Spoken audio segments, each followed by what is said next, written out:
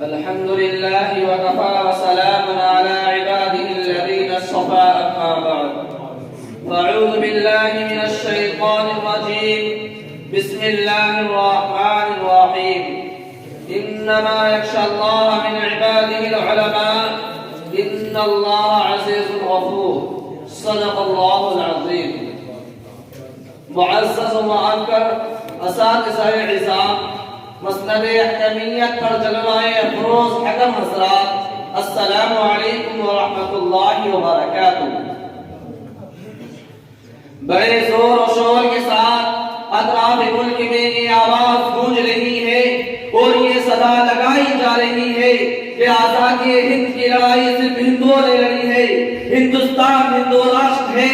اس لیے آج کبھی RSS، بجرنگ دل اور شیو سینا جیسی تنظیمیں مسلمانوں کے خلاف زہر افشانی کرتی نظر آ رہی ہے اور اپنی بے لگام زبان سے مسلمانوں کو غیر ملکی ثابت کرنا چاہتی ہے، تو کبھی ساکشی مہاراج کی گندی فہم دینی اداروں کو دہشت گردی کا اڈا ثابت کرنے کی ناروا کوشش کرتی ہے۔ میں پوچھنا چاہتا ہوں حکومت سے کہ بتاؤ، جب ہندوستان کی سرزمین پر انگریز کا تسلط ہوا، جب ہندوستان کی ماں کا سندور کھچا جا رہا تھا، خوبصورت عمارتوں کو مسمار کیا جا رہا تھا، عزت و آبرو کو پیروں تلے کچلا جا رہا تھا، وہ کون تھا جو اس ملک کی عزت بچانے کے لیے اپنا لہو بہا رہا تھا؟ آج تم ہم سے سند وفا مانگتے ہو، سورج سے زیادہ روشن تحریک آزادی میں ہمارے کتاب کو مشکوک نگاہوں سے دیکھتے ہو، تو سنو، ہم ملک کے رکھوانے ہیں، وہ حافظ ہے، احسان فراموش تم ہو، تمہیں آزادی کی مشکوک فضائیں ہم نے دی۔ آؤ دیکھو اپنے ماضی کو، جب تم انگریز کے جنگل میں جکڑے ہوئے تھے، سانس لینے کی تم کو مہلت نہ تھی، اس وقت اس ملک کی گود میں پرورش پانے والا کوئی مائی کا لال اتنی جرأت نہیں رکھ سکتا تھا جو انگریزی حکومت کو للکار سکے، دنیا کی سپر پاور طاقت کا مقابلہ کرنے کے لیے آواز اٹھا سکے۔ آؤ دیکھو ہماری بے باکی کو، جس نے سب سے پہلے آواز اٹھائی تھی، وہ شہر کے انسان، خدا ترس انسانیت کا مسیحا، شاہ ولی اللہ محدث دہلوی کا فرزند شاہ عبدالعزیز تھا۔ شاہ عبدالعزیز کی آواز کیا تھی؟ وہ آواز یہ تھی کہ انگریزوں کے خلاف جہاد کیا جائے اور ملک ہندوستان کو آزاد کیا جائے۔ شاہ عبدالعزیز کا یہ فتویٰ انگریزوں کے لیے خطرناک پیغام تھا، جس نے انگریزوں کو بے چین کر دیا تھا۔ اسی آواز کے سہارے علماء ہند اور خاص طور پر علماء دیوبند اپنے سر سے کفن باندھ کر انگریزی حکومت کو ختم کرنے کے لیے میدان میں آ گیا۔ رب کعبہ کی قسم، علماء کرام کے گوشت کے لوکڑے ہو گئے، فضائیں آسمانی خون سے رنگین ہو گئی، اور یہ بھی ہوا علماء کرام کو سوروں کی کھالوں میں بند کر کے چلتے ہوئے تنور میں ڈالا گیا۔ علماء کرام کو ہاتھوں پہ کھڑا کر کے درخت سے باندھ کے ہاتھوں کو چلا دیا گیا۔ لاہور کی شاہی مسجد کے صحن میں انگریز نے پھانسی کا بندہ بنایا تھا، ایک ایک دن میں 80 علماء کو پھانسی دی جاتی تھی، اور یہ بھی ہوا علماء کرام کو بوجھوں میں بند کر کے دریا میں ڈال دیا جاتا اور اوپر سے گولے کا نشانہ بنایا جاتا۔ رب کعبہ کی قسم، علماء کرام کو دہشت گاہوں میں ڈالا گیا، بھوت دیا گیا، اور یوں کہا کہ مولویوں تم صرف ایک بار یہ کہہ دو کہ 1857 کی جنگ آزادی میں ہم شریک نہیں تھے، تمہیں بھی چھوڑ دیا جائے گا۔ رب کعبہ کی قسم، علماء کرام آج بھی پکے، لیکن ایک نے بھی انگریز کے سامنے سر نہیں جھکایا۔ عزیزان ملت،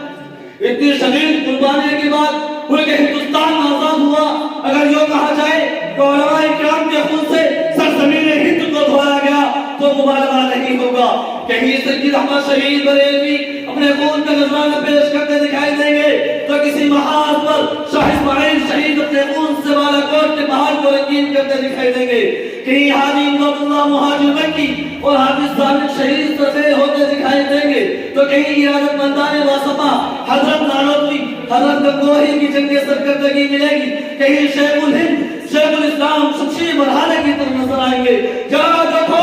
یہ وہی شیخ الہند ہے جنہوں نے انگریزوں کے گرانے کا لمگیر تحریک چلائی تھی۔ عقل انسانی حیران شدت رہ گئی، جسے تاریخ میں تحریک ریشم رومال کے نام سے جانا جاتا ہے۔